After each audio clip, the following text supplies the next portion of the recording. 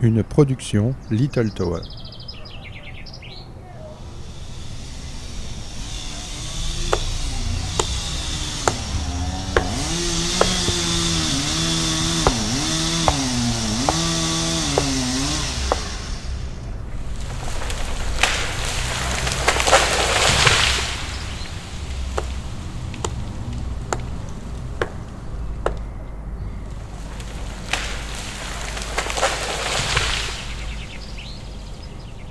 Nous les forestiers, les forêts gérées par l'homme, dans lesquelles certaines fois vous vous baladez entre les chemins, on les plante pas pour nous.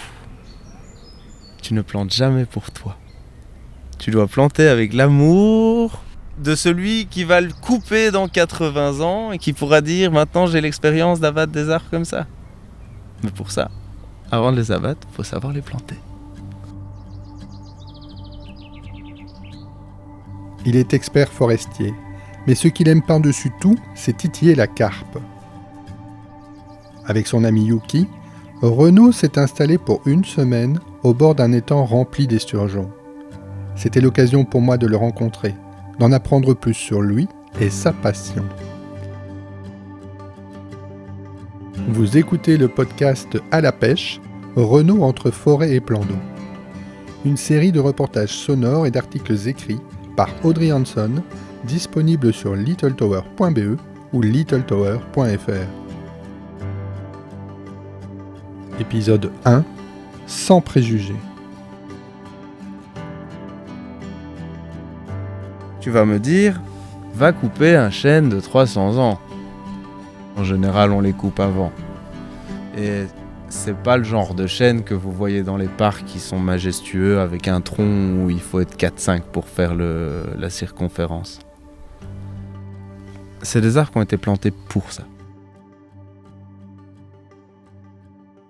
Et il faut savoir une deuxième chose, c'est qu'en Belgique, on est un des rares pays européens où la surface forestière augmente tout le temps, plus ou moins, petit à petit. Parce que en Belgique, la loi forestière prévoit que toute parcelle qui est forestière ne peut pas redevenir un champ, ne peut pas redevenir normalement une zone à bâtir. Donc tu as déjà ça. De deux, quand on met à blanc une parcelle, donc c'est-à-dire quand on la vide de tous les arbres, qu'on coupe tous les arbres, on replante derrière. Mais ce sont des forêts gérées par l'homme. Donc, couper un arbre en forêt, donc on parle bien d'en forêt, on parle pas d'en ville, on parle pas d'autre chose. Non, c'est pas un crève-cœur. C'est un travail pour lequel, si tu prends l'expérience de savoir faire des grands arbres comme ça, qui eux auront la chance de pas devenir du pelet ou des bûches, mais des belles tables et des vrais meubles qui eux partent à l'artisanat, là, on est dans l'amour de ce que le gars qui a 100-200 ans, il a planté pour la génération d'après.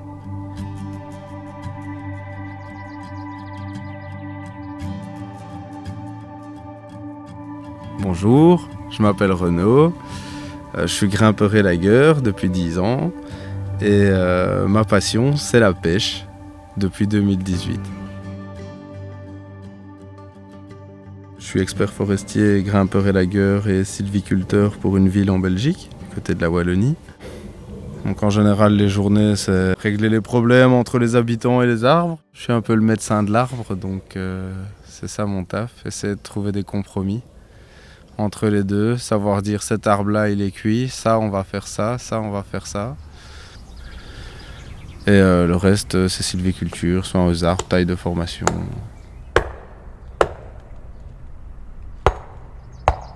Sinon, le soir, c'est session carnassier. Ça, c'est souvent. Donc, je termine à 16h, je rentre, le temps de rentrer, je pars au canal pas loin de chez moi. Et là, il y a de quoi s'occuper. Il y a de quoi faire.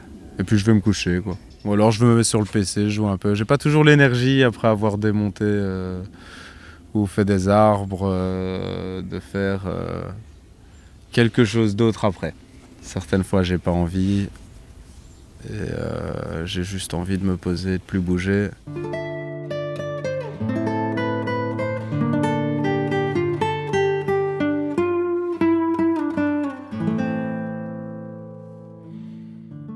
Alors mon grand-père, c'est la référence de la famille.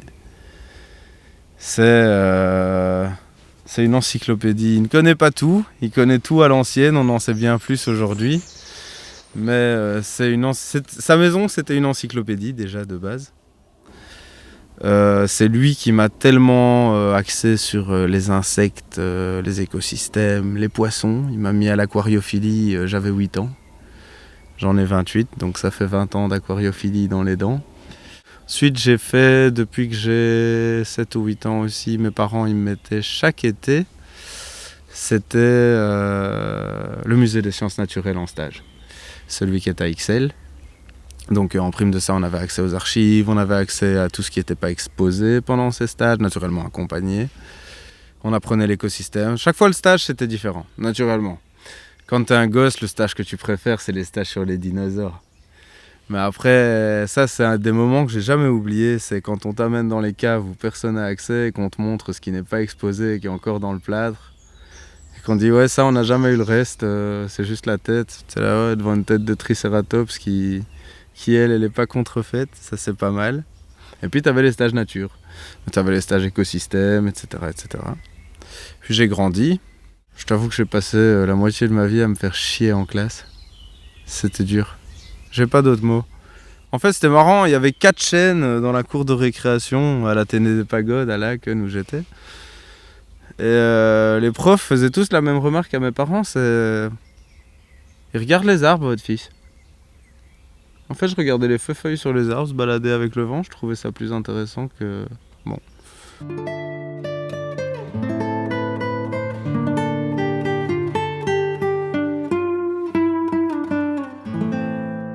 J'ai fini à Jean-Blou, bûcheronnage. Malheureusement, le prof est plus là. Et hommage à lui, son nom sera cité, c'est Monsieur Petit. Ça, c'est le bûcheron extraordinaire. Il m'a fait rire. C'est un fameux spécimen, mais ce mec, il a des mains en or. Et la façon d'apprendre qu'il a, c'est à la dure.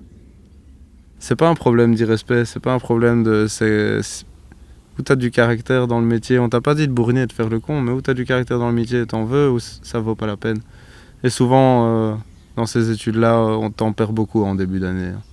Ça rigole pas, c'est pas là pour... Si tu pensais que t'allais te la couler douce et faire une balade en forêt, c'est cuit. Ça reste quand même un métier un peu sport.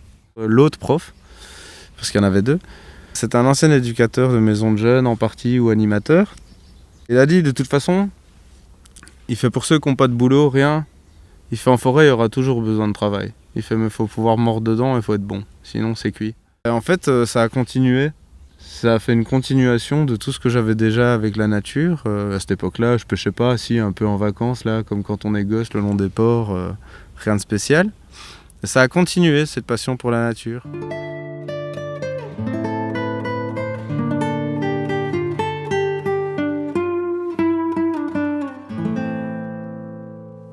Il avait quand même son sale caractère, ce gars, mais il nous a tous rendus un peu plus mordants.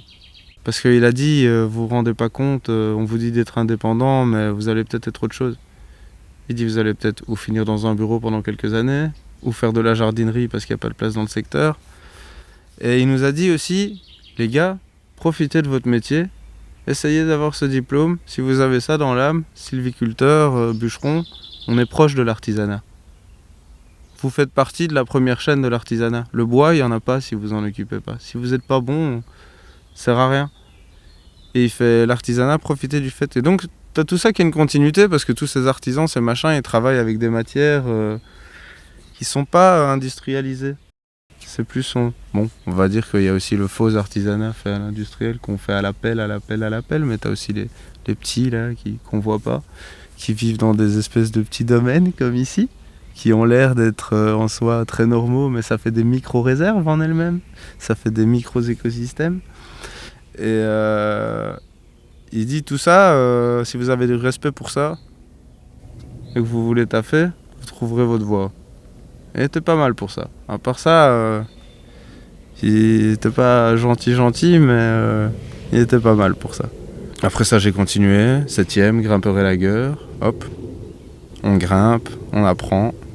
assez risque et péril, hein, quand tu finis dans tes études à 15 mètres de haut, à cheval sur une branche et que tu te rends compte que les 2 longes que tu avais, elles sont déclippées et qu'en fait tu as le cul dans le vide.